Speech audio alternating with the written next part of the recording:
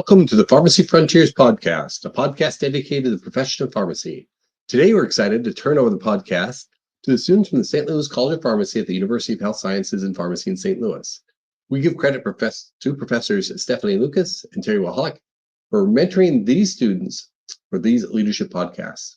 Let me remind everyone that the Pharmacy Frontiers podcast is available for streaming on your favorite podcast streaming app, whether it be Apple, Podbean, Spotify, or YouTube. The comments and opinions shared today are those of the hosts and our guests and are not official statements of the Missouri Pharmacy Association, Mitchell Pharmacy, Mercy, nor the University of Health Sciences and Pharmacy in St. Louis. Today, we welcome 5 students from the pharmacy school with a podcast entitled Dose of Knowledge, Mind and Pestle, a Student's Guide to Wellbeing in Pharmacy School. Welcome to our episode. We are presenting Mind and Pestle, a student's guide to mental well-being in pharmacy school. I am Sophie Eastham. I'm Val Santana. I'm Sophia Lemire. I'm Haley Thedford. I'm Michaela Oy, and we are students from St. Louis College of Pharmacy at UHSP. Our podcast is about the uncertainties that student pharmacists face as healthcare professionals, specifically related to imposter syndrome and knowledge retention. Our podcast is to create a realistic perception of what it is like to become a pharmacist in ways that we can help navigate imposter syndrome through our experiences and other resources. We want to enlighten high school students on the journey of a student pharmacist through a mental health lens. We wanted to present a realistic perspective of student pharmacists through a vulnerable lens and how this leads to a decline in mental health and well-being. However, this is very much a resolvable issue. Through this podcast, we wanted to share our experience of how it can be overcome. According to the American Associates of College of Pharmacy, dropout rates estimate over 12.7% over the past 5 years in pharmacy students. In perspective, about 8 students would have dropped out of a class of 60. Why do we think this is? I would say the high dropout rate could be linked to mental health and imposter syndrome that most students experience because I found the statistic from Fishbein from like a pharmacy and medical students' mental health symptoms that approximately 19% of pharmacy students score at or above the clinical threshold for depression, and nearly 21% scored at or above the clinical threshold for anxiety, and about 15% of pharmacy students report receiving any form of mental health treatment within the past year. And I want to know, what are your experiences in pharmacy school and mental health? I can totally agree with that statistic just because based off of personal experience, whenever I try to de-stress or try to relax, like going out with my friends or anything like that, I can definitely notice that I'm stressing a lot about school and I can't seem to turn off my mind. So I'm always going and thinking about the next thing that we have in class. For me, I feel like there's a lot of pressure to fill my plate with extra activities so I can be a competitive candidate. I work a lot, I do extracurriculars, volunteer, internships, stuff like that. And piling it all together makes things very stressful. It can be hard to make time for yourself when you do that. So I think it's really important to balance things out. Otherwise, you can get stuck in that really stressful mindset. When we were in sophomore year, I had dealt with the death of a family member, and that was really, really tough to do while in school. Dealing with feelings of grief and then also anxiety and wanting to perform the best you can is very, very difficult. And what sets UHSP apart is our counseling center. We have free counseling from freshman year to when you're on rotations. And that's something that a lot of other schools don't offer. And that really helped me work through a lot of my, not just grief, but then also feelings of anxiety and help me through how I can overcome those feelings. It also helped me give myself affirmations on you are smart.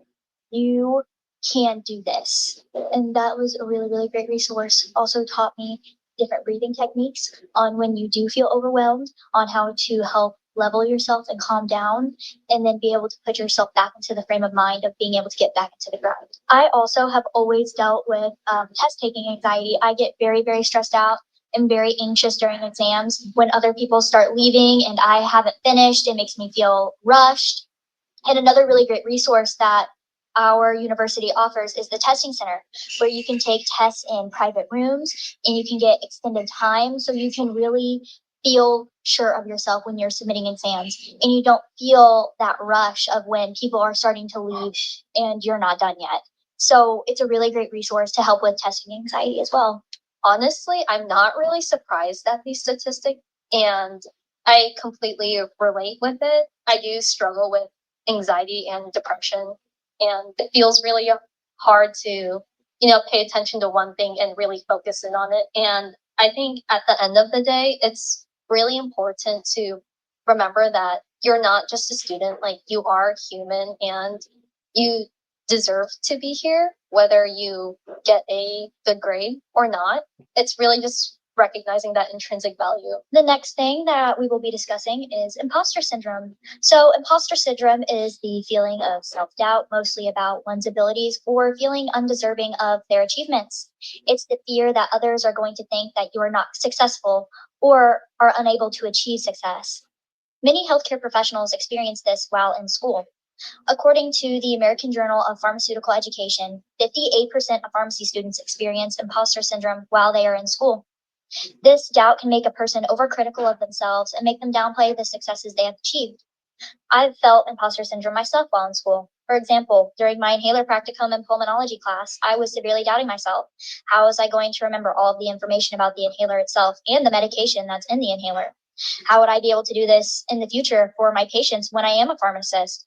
I had so much self doubt on how I would perform in this practicum. And I helped overcome this by breaking up the information and practicing it continually. So, by focusing on what my weak points were, I was able to help build myself up and build confidence. And that is really the key to overcoming imposter syndrome. Knowing your weak spots and building your confidence can help you become a more well rounded student. And then also realizing that making mistakes is normal. We learn more from our failures than our successes. But when you do have a success, acknowledge them. Allowing yourself to acknowledge your success reminds yourself of what you're capable of.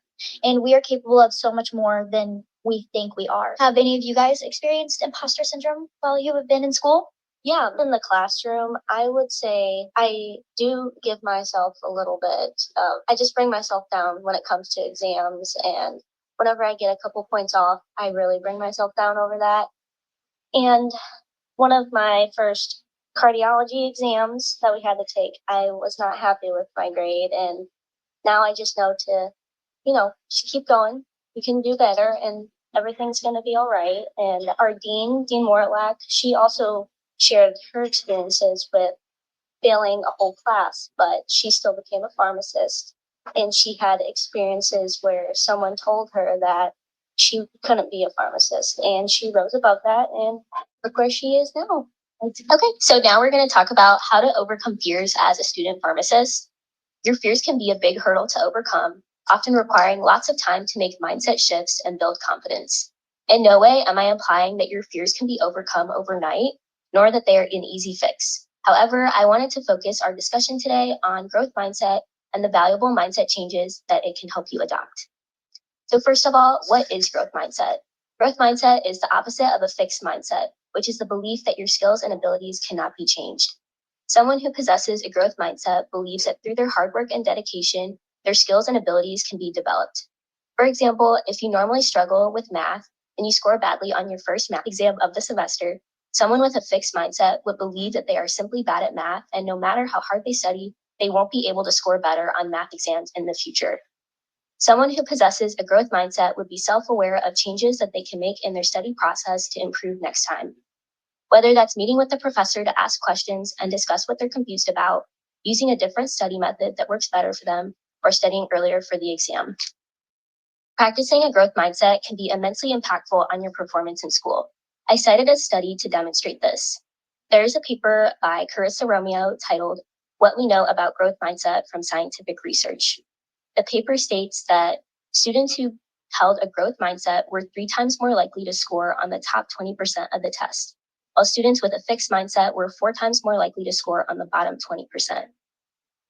Now I'm going to go through some small changes that you can make to begin to adopt a growth mindset. I referenced some ideas from articles from ACCP and Pharmacy Times. So first, one of the big things you want to do is shift from a perspective of failure. Reframe your mindset to defining your character and success by how you respond to a challenge rather than its initial outcomes. Additionally, you should learn from your mistakes. Use them as a reference as to what didn't work and make changes accordingly. Also, you should surround yourself with friends who are positive and bring you up. This will help you foster a growth mindset. Additionally, find mentors who support you and encourage you. There's a saying that you become an average of the 5 people you spend the most time with. Surrounding yourself with positive influences will help transform your mindset slowly over time. Stop comparing yourself to others. Don't get stuck in a cycle of believing that you are not successful or success is impossible just because others are succeeding and you are still developing your skills and learning.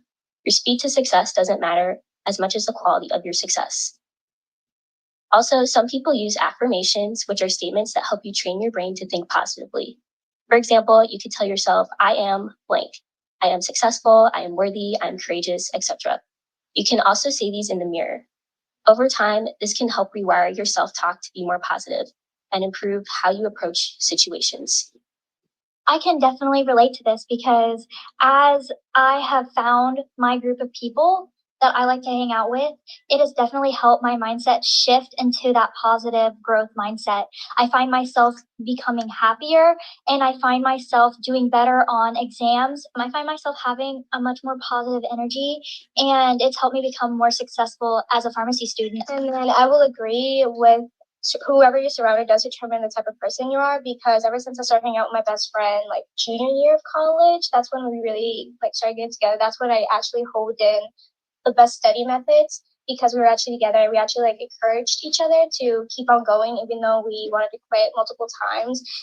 Yeah, and I can attest that goal setting is a big part of having a good growth mindset. Setting goals for yourself that is based off of what you can achieve and are timely and that are accomplishable by you, that will really help you have that growth mindset and grow as a person. Because I know if you set goals for yourself that are unachievable, like I'm going to ace every single test this semester, then you're really going to let yourself down because nobody's 100% perfect all the time. And I know that's very difficult for a lot of pharmacy students to admit that we aren't perfect, because a lot of us do strive for perfectionism. And knowing that that isn't attainable really helps you with that mindset, because you can strive to be the best you can be, but you also have to know that there's a limit in that way. So I liked how Sophia mentioned about not comparing yourself with other people.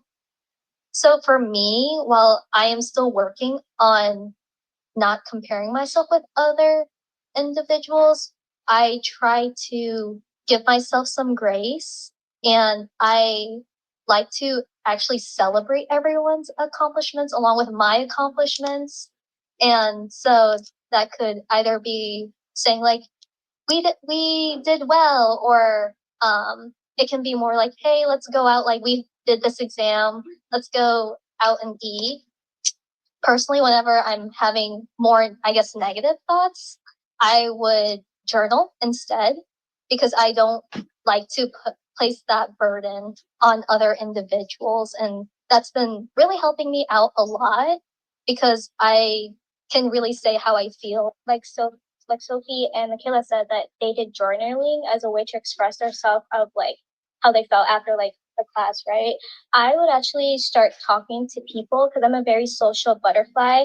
And if I feel like if I was disappointed, let's say disappointed in myself because I wasn't perfect, I didn't get the grade I wanted to be in like an exam, I would actually just go to my friends like Sophie and like just be around their presence, because I feel like I'm the hardest on myself when I'm isolated from people.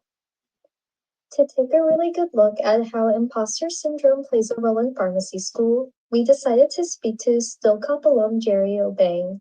He is currently a PGY1 resident at University of Rochester in New York. He reflects on the Stillcup journey and discusses how he's applying himself to residency, and will provide advice for how future pre-pharmacy students can apply themselves as well. What are your general thoughts during pharmacy school on using the information you learned during lectures in your career? Yeah, so my general thoughts, like anybody else, is why am I learning this?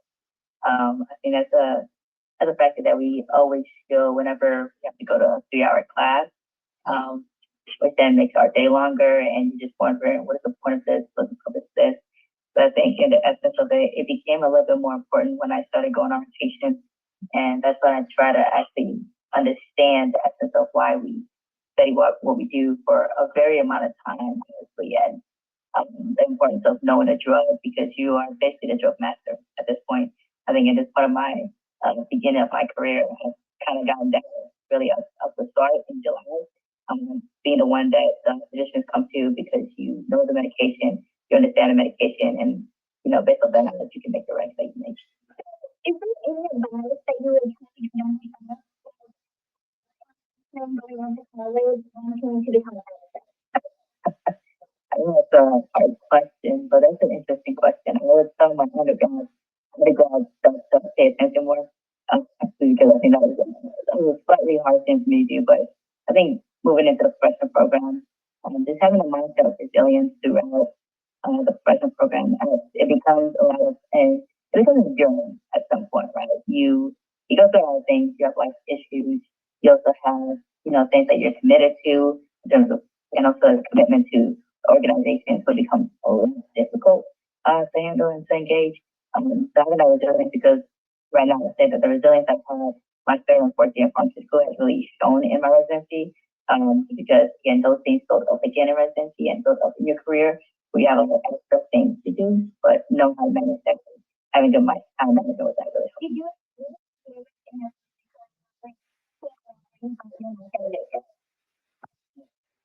Yes, and it has to be, I would say, when you guys get there, the last year of your pharmacy class, especially with special populations. I think that was a really point, mainly because I'm not a woman, so but I think that was probably one of the hardest ones, and I was like, I gotta get up, I'm gonna pass. Fortunately, was able to pass it. So it's one of those things where it was a tough battle because at that point of your career, right, you're like, I just want to get through rotation and I just want to be done with school, right? So you're mentally fatigued and then that sort of wanes out, why are you doing this? But I would say that's a resilience something.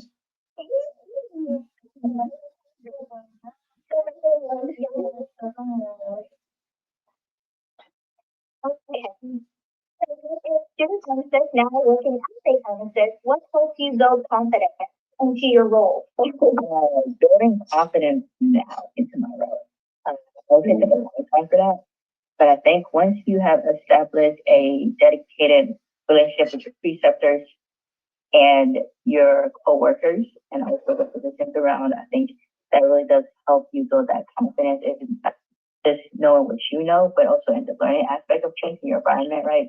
Because you always have people to support in what you say, but also people to be receptive of what you say and what you give and your recommendations. So I think that truly has helped me now going into 4 months of my career now. And it's been such a, when you first told me at the beginning of July, you'd be like, yeah, he's not confident. But going forward now, I think it's more of a just enhancing that confidence skills. Did skills lab help with that confidence or with that confidence? Yeah, skills lab does a little bit. But it's just, you just have to get that real world experience on your after rotation for that to actually truly help you in the long run. But I would say skills lab does a very good job building that foundation first, and then you just continue on that foundation off your athletes and then into your job career practice. So the next question is, does not being able to answer patients' questions from the top of your head bring down your confidence? And how do you resolve the issue of not knowing the answer? This happens quite a lot of times, actually, but I think of it more of, it's not that it's bringing down confidence, right? But it's more of you double checking yourself just to make sure you provide the right information, right? Because at that point, you are whatever you say is a liability to the patient, right? You become that sense. So truly understanding that before you speak, take your time, just go in, recheck and reevaluate yourself, double check if you have to, before you actually make that recommendation, right? Because to be overconfident leads to more of a failure type of thing, right? At least you're down for it. But I'd rather you be more conservative in your confidence and going back to double checking yourself. But then once you relearn that information or make sure that that's the correct information, I think you can, whenever a question comes up again, that's when you have that confidence to know that you can answer the question right again based on that. Okay. You guys are asking a hard question.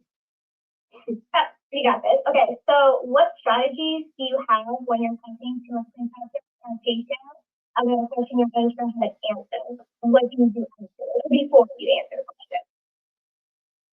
Yeah, so if I'm very unsure, I usually would say, can I get back to you on that in a certain amount of time, right? I think you really just gotta make sure to double check yourself. And then make sure you actually follow up. I know a lot of people say that and don't actually follow up, but make sure you actually follow up on what you actually say you would do.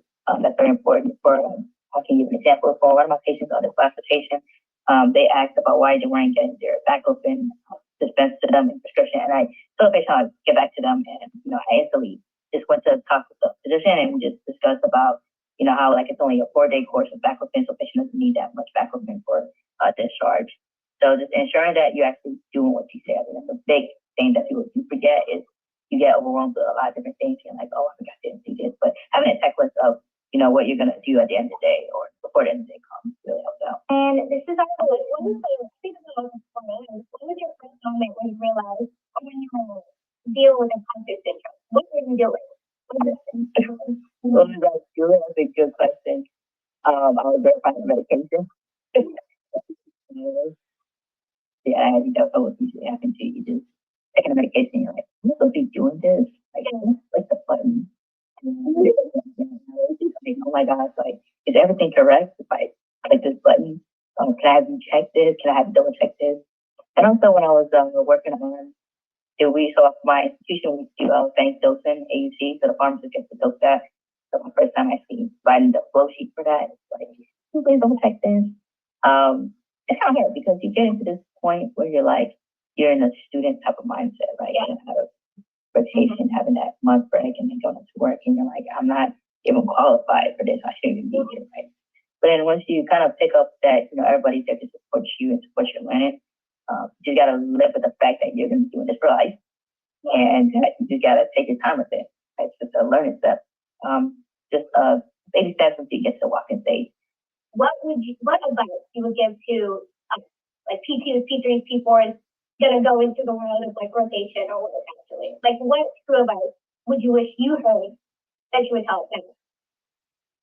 Man, I would say school does not prepare you for the work life. That's a fact. But I would say, take time for yourself. I think that's the big thing. You get lost in doing a lot of things, right? Whether you go into residency, go into job, and you get overworked, right? And you just working, whatever reason it is, right? But it's learning to take time for yourself, learning to find time to unwind after work. I think that's the biggest thing. Like, I think today, before we even met, I was like chilling, playing games, like having time to do that. I think that's an important thing, just to reset your mind down because you get burnt out, and burnt out is a real thing. It's a real thing. So don't overdo it in terms of your hours, and don't overdo it in terms of your well-being, right? So well-being is definitely important. Make sure you keep that and keep it even at school too. I know you guys are always studying 7, but it's okay to take a break and not study all the time. Mm-hmm. All right. So you mentioned burnout. We're also going to do a little bit of a section about burnout. I think I know we had conversations like last year about you seeing me burnt out. What advice would you tell yourself when you were at school, when you were experiencing burnout? I would have said don't be in the library too much. You guys know me, I love the library 24/7. That's all I do. But I think once you figure out that it's not always about the grade that gets you where you need to be, right? And that's something that we fail to really ignore in pharmacy, right? I think people are so dedicated to the grade wise, the grade system. That's great, and like the effort 100%. Try to be exceptional and do all these things to make yourself look exceptional, but it truly is not, right? I think the basis of it is based on your character in which you get these positions, right? And honestly, knowing people, I think, and through communication is a big thing too as well. So I would just tell myself, just calm down in the day, right? And just take time for yourself, right? And I say it's not a bad thing. I think I realized this in my P4 year. It's not a bad thing to get like a low grade, right? That does not define who you are clinically and in your knowledge. Could you explain the importance of being a pharmacist to a high schooler? You don't need to go into these positions. But I was wondering, why is pharmacy important and why is it a good career field to go into? Yes. So if you look at the evidence of pharmacists and role of pharmacies in epidemics, I think it's very key, right? In terms of not only necessitating the needs of the public, but we've been called on to be United States, right? And the pandemic, that was a key thing. I can't remember again. We've been called to be immunizers, we've been called to educate the public, and I know people don't have that confidence when talking to doctors, but you'll find that people will tell the pharmacists everything that they're supposed to tell the doctors. And that is the key thing, right? We are definitely the bridge between the public and also to the healthcare community. Right? We make sure that we value that as our credibility, right, in terms of making sure that they get the medication, but also communicating to the physician that, hey, the patient might have had an adverse effect, or hey, the patient doesn't feel comfortable taking medication, can we refer different things, nonsense, right? And we also key in optimizing medication for our patients, right, in order to promote the health that they need. Not every patient is adherent to the medication, so that's what we come in. And we kind of help resolve that in that sense. So I think it's an important career in terms of how you want to delegate yourself in helping others, right, and helping your community. I think that's where you become a standpoint, the middleman for these communities and also for the healthcare position. And then why do you choose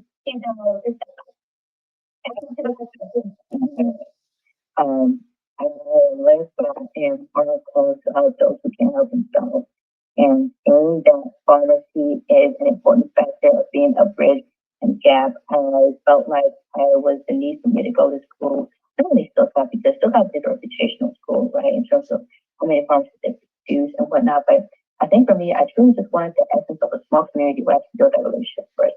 And I think being at Philip, I was able to do that, not only just at the library, but in terms of the undergrad class, the faculty members, and I just wanted that for myself, have an opportunity to turn to build that community, that I, when I left school, I can continue to build that community, not just through friendship, but also through the delegation of my patients too as well.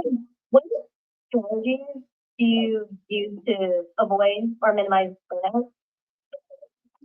Everybody has their own different strategies, right? For me, it's taking a 1 hour walk, being locked in, maybe listening to some Taylor Swift, who knows, there's such a band out there, just being disengaged from work, right?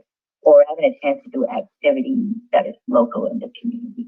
I think that's a big point. Or a big point for me is just coming with food. Don't disagree with that. I think that's a big part of being big bag, if you want to call it. I think everybody's different, but you gotta find something that you want to enjoy and you like, and then just take like an hour or two to do it, right? And those don't get back to my work until maybe late evening, 7:00. Yeah. But then also take that. Make sure you take that. Take a good, beautiful nap, no matter how tired you are. Just take it, just choose that. No, there's no caffeine or wine that other day. Syndrome. I think a lot of us feel the need to be productive and to always be working on something. So I know you mentioned about disengaging from work, but how do you actually pull yourself off from the work? Because I know a lot of people will feel like they need to work or be doing something. Yeah, I leave work and go to Panera. Then you gotta leave the environment that you're so focused on and just keep yourself away from that. So if for example, I get done with rotations and rounds, right? And I walk outside and I said, I'm going to go walk. So I would go walk around the building, just make sure, because if you stay in a place where you're feeling bogged down, you feel like you have to do it because people are doing work, then you're going to want to do work. You just got to leave before anybody comes in, or just leave before people are doing work.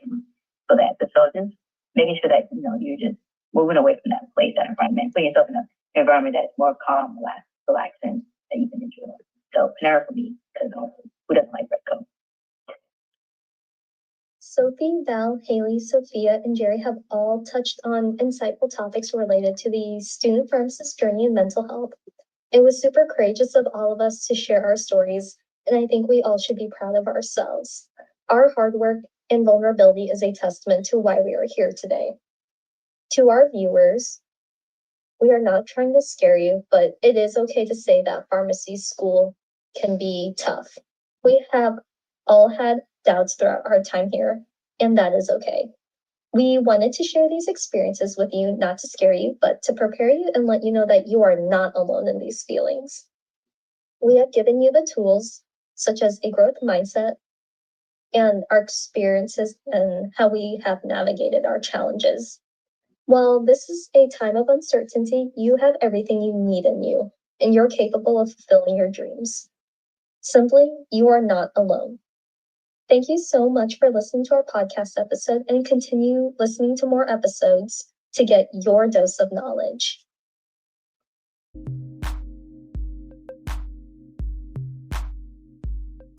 Thank you, students, for hosting the podcast today. And thank you, listeners, for joining us. Please share this episode with your friends and social media outlets. And seek out other Dose of Knowledge podcasts on the Pharmacy Frontiers podcast page that can be found on your favorite podcast channel.